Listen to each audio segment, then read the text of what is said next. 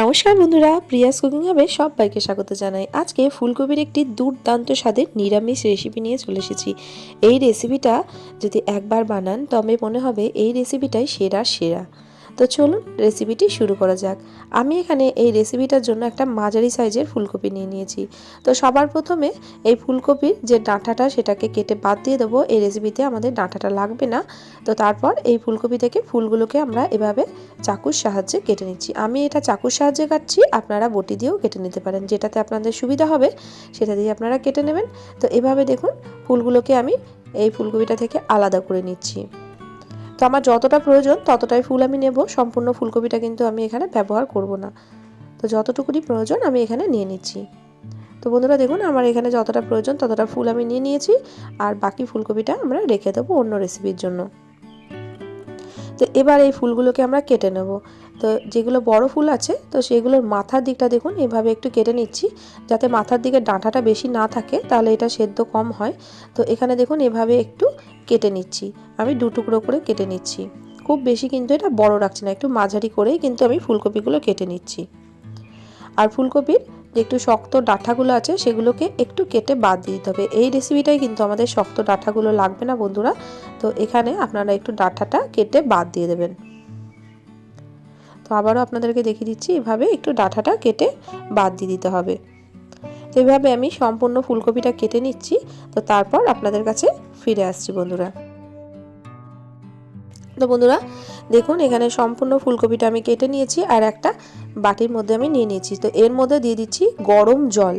আমি আজকে ফুলকপিটা কিন্তু ভাপাবো না, একদম ভালো মতো গরম জল করে এর মধ্যে দিয়ে দিচ্ছি। আর এই গরম জলের মধ্যে এটাকে কিছুক্ষণের জন্য আমি ভিজিয়ে রেখে দেবো। এর মধ্যে দিয়ে দিলাম খুব সামান্য একটু লবণ আর একটু হলুদ।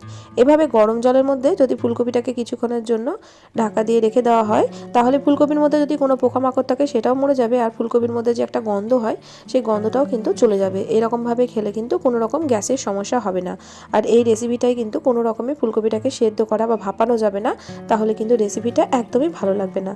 তো কিছুক্ষণ পর আমি গরম জল থেকে ফুলকপিটাকে একদম ভালো করে জল ছেঁকে তুলে নিয়েছি। তো তারপরে আর একটা পাত্রের মধ্যে আমি ফুলকপিটাকে নিয়ে নিচ্ছি। তো ভালো করে আমি এখানে জলটা ঝরিয়ে নিয়েছি। তো আমি এখানে ফুলকপিটাকে 5 মিনিটের মতো গরম জলের মধ্যে ভিজিয়ে রেখেছিলাম। তো এবার এই ফুলকপিটার মধ্যে দিয়ে দিচ্ছি একটু লবণ।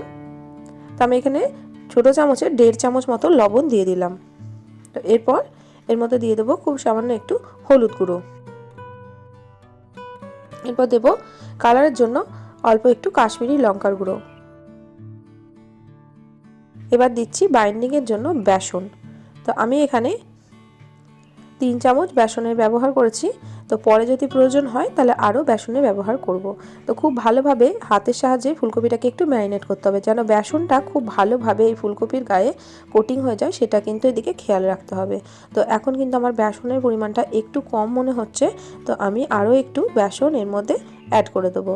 তো আমি আরও 1 চামচ বেসন এর মধ্যে দিয়ে দিলাম। তো টোটালি আমি 4 চামচের 4 চামচ বেসন এখানে অ্যাড করলাম। তো খুব ভালোভাবে এটাকে ম্যারিনেট করে দিলাম। ম্যারিনেট করে এটাকে 1 মিনিটের জন্য রেস্টে রেখে দেবো। এদিকে একটা কড়াই বসিয়ে দিচ্ছি। এই কড়াইয়ের মধ্যে দিয়ে দিচ্ছি বেশ কিছুটা সাদা তেল। তো খুব বেশি কিন্তু আমি দেবো না, এখানে 2 চামচ মতো সাদা তেল দিয়েছি। এই তেলের মধ্যে কিন্তু আমার ফুলকপিটা ভালো করে ভাজা হয়ে যাবে। তো তেলটাকে ভালো করে গরম করে নিতে হবে।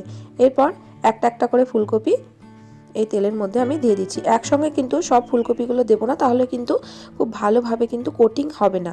তো আমি দুইবারে ফুলকপিগুলোকে আমি ভেজে নেব।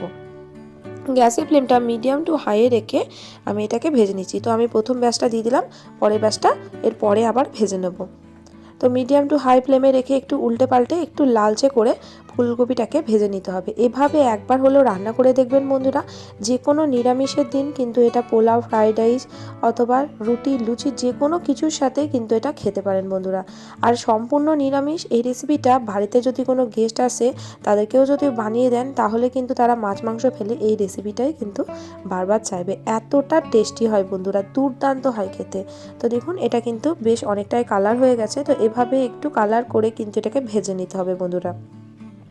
এভাবে একটু উল্টে পাল্টে আমি প্রথম ব্যাচটাকে ভেজে নিয়েছি। তো বন্ধুরা আপনাদেরকে দেখিয়ে দিচ্ছি এরকমভাবে একটু কালার ধরিয়ে নিতে হবে। তো বন্ধুরা আমি এবার এটাকে তেল থেকে তুলে নেব। এর থেকে বেশি কিন্তু আর এটা ভাজার কোনো প্রয়োজন নেই। তো এভাবে একটু নাড়াচাড়া করে এবার এটাকে আমরা তেল থেকে তুলে নেব। আজকের রেসিপিটা কে কোথা থেকে দেখছেন অবশ্যই আমাকে কমেন্ট করে জানাবেন। আপনাদের সুন্দর সুন্দর কমেন্টে কিন্তু আমি রান্নার উৎসাহ পাই বন্ধুরা। তো বন্ধুরা আমি দেখুন এগুলোকে তেল থেকে তুলে নিচ্ছি। তো একই রকমভাবে এই যে তেল আছে এই তেলের মধ্যে সেকেন্ড ব্যাচটাকেও আমরা ভেজে নেব। আজকে যারা প্রথমবার আমার চ্যানেলটিতে এসেছেন, আমার রেসিপি সামান্য হলেও ভালো লেগে থাকলে আমার চ্যানেলটিকে সাবস্ক্রাইব করে পাশে থাকার অনুরোধ রইল। পাশে থাকা বেল বাটনটিকে প্রেস করে অল নোটিফিকেশানটা অন করে রাখবেন, যাতে নিত্য নতুন কোনো রেসিপি দিলে সবার আগে আপনাদের কাছে নোটিফিকেশান পৌঁছে যায়। আমার রেসিপি ভালো লাগলে প্রিয়জনদের সঙ্গে শেয়ার করতে কিন্তু ভুলবেন না বন্ধুরা। তো বন্ধুরা দেখুন সেকেন্ড ব্যাচটাও কিন্তু আমাদের সুন্দর করে ভাজা হয়ে গেছে। ওই 2 চামচ তেলের মধ্যেই কিন্তু আমার সমস্ত ফুলকপিগুলো ভাজা হয়ে গেছে। তো এইগুলোকেও আমরা এবার তেল থেকে তুলে নেব। তো বন্ধুরা সমস্ত ফুলকপি আমি তেল থেকে তুলে নিয়েছি। আবার ওই কড়াইয়ের মধ্যে দিয়ে দিচ্ছি তেল। তো আমি এবার 1.5 চামচ সাদা তেল দিয়ে দিলাম। আমি কিন্তু আজকে রান্নাটা সাদা তেলেই করছি, আপনারা চাইলে কিন্তু সর্ষের তেলও করে নিতে পারেন। তো এই তেলের মধ্যে দিয়ে দিচ্ছি কিছু ফোড়ন। তো আমি এলাচ, দারচিনি আর লবঙ্গ এর মধ্যে ফোড়ন দিয়ে দিচ্ছি। এরপর দিয়ে দেবো একটা তেজপাতা আর শুকনো লঙ্কা দুটো, মুখটা ফাটিয়ে আমি দিয়ে দিয়েছি শুকনো লঙ্কাটা। দিয়ে দিলাম 1/2 চামচ গোটা জিরে আর দিয়ে দিচ্ছি খুব সামান্য একটু হিং। যেহেতু নিরামিষ রান্না তাই হিংয়ের ফ্লেভারটা কিন্তু দুর্দান্ত আসে। তো গোটা মশলাগুলোকে ভালো করে একটু তেলের সাথে মিশিয়ে দিলাম। এবার দিয়ে দিচ্ছি 1.5 চামচ আদা আর কাঁচা লঙ্কা বাটা। আমি আগেই আদা আর একটু কাঁচা লঙ্কা বেটে রেখেছিলাম। আর দেখুন এখানে কিন্তু বাটাটা একদম কিন্তু মসৃণ করে বাটিনি, একটু দরদরা করে বেটে রেখেছিলাম। এরকমভাবে কিন্তু একটু বেটে নিতে হবে। এবার দিয়ে দিচ্ছি একটা মাঝারি সাইজের টমেটো পেস্ট। আমি এখানে একটা মাঝারি সাইজের টমেটো মিক্সিতে পেস্ট করে রেখেছিলাম। আপনারা চাইলে কিন্তু এখানে টমেটো কুচিরও ব্যবহার করতে পারেন। যেহেতু টমেটো দিলাম তো দিয়ে দিলাম লবণ। আমি এখানে স্বাদ মতো লবণটা দিয়ে দিলাম। পরে যদি প্রয়োজন হয় আবারও লবণের ব্যবহার করব, তবে মনে হয় না লবণের প্রয়োজন হবে। তো এবার লবণটা দিয়েও ভালো করে এই টমেটোর সাথে মিশিয়ে দিলাম। তো এবার দিয়ে দেবো কিছু গুঁড়ো মশলা। তো সবার প্রথমে দিয়ে দিলাম কালারের জন্য হলুদ গুঁড়ো, তারপর দিয়ে দিচ্ছি কাশ্মীরি লঙ্কার গুঁড়ো। এটা কিন্তু অপশনাল, এটা আমি একটা সুন্দর কালারের জন্য দিলাম, আপনারা না চাইলে নাও দিতে পারেন। দিয়ে দিলাম 1 চামচ জিরে গুঁড়ো আর এবার দিয়ে দিচ্ছি 1/2 চামচ ধনে গুঁড়ো। তো খুব ভালোভাবে মশলাটাকে আমরা একটু তেলের সাথে মিশিয়ে দেবো। আমি যেহেতু আদার সঙ্গে অনেকগুলোই কাঁচা লঙ্কা ব্যবহার করেছি, তো তার জন্য কিন্তু আর এখানে ঝাল লঙ্কার গুঁড়ো ব্যবহার করলাম না। আপনারা চাইলে কিন্তু এখানে ব্যবহার করতে পারেন। যেহেতু শুকনো মশলা দিয়েছি তার জন্য খুব সামান্য একটু জল দিয়ে দিলাম, যাতে মশলাটা তলা থেকে ধরে না যায়। এবার দিয়ে দিচ্ছি খুব সামান্য ছোটো চামচের 1/2 চামচ মতো চিনি। যেহেতু এটা নিরামিষ রান্না তাই চিনিটা দেওয়ার চেষ্টা করবেন। আর যেহেতু এখানে টমেটো দেওয়া আছে তাই স্বাদের ব্যালেন্সের জন্য চিনিটা কিন্তু দিলে বেশ ভালো লাগে। মশলাটা ভালো করে কষিয়ে নিতে হবে যতক্ষণ না মশলা থেকে তেল ছাড়ছে। তো বন্ধুরা দেখুন এখানে মশলাটা কিন্তু খুব ভালোভাবে আমরা কষিয়ে নিয়েছি। তো এখন এর মধ্যে দিয়ে দেবো ভেজে রাখা ফুলকপিগুলো। তো ফুলকপিটা দিয়ে আবারও ভালো করে এই মশলার সাথে একটু মিশিয়ে দিতে হবে। ফুলকপিটা যেহেতু আমরা ভাপাইনি তাই এই মশলার সঙ্গে একটু ভালো করে মিশিয়ে দিয়ে ফুলকপিটাকে কিছুক্ষণের জন্য একটু ঢাকা দিয়ে রেখে দিতে হবে, যাতে ফুলকপির মধ্যে মশলার ফ্লেভারটাও সুন্দরভাবে চলে যায় আর ফুলকপিটাও বেশ সুন্দর করে সেদ্ধ হয়ে যায়। তো আমি এবার এটাকে ঢাকা দিয়ে 4-5 মিনিট মতো রেখে দিচ্ছি। মাঝে কিন্তু আমি 2 বার ঢাকনাটা খুলে একটু খুন্তিটা চালিয়ে দিয়েছিলাম। তো এখন দেখুন ফুলকপিটা কিন্তু অনেকটাই সেদ্ধ হয়ে গেছে। তো বন্ধুরা এই পর্যায়ে আমি এর মধ্যে দিয়ে দিচ্ছি গরম জল। আমি এখানে ছোট কাপের 1 কাপ গরম জল অ্যাড করলাম। তো আপনারা যতটা গ্রেভি রাখতে পছন্দ করবেন সেরকমই কিন্তু এখানে গরম জলটা ব্যবহার করবেন। প্রথমে 1 কাপ গরম জল দিয়ে ভালো করে একটু মিশিয়ে দিলাম।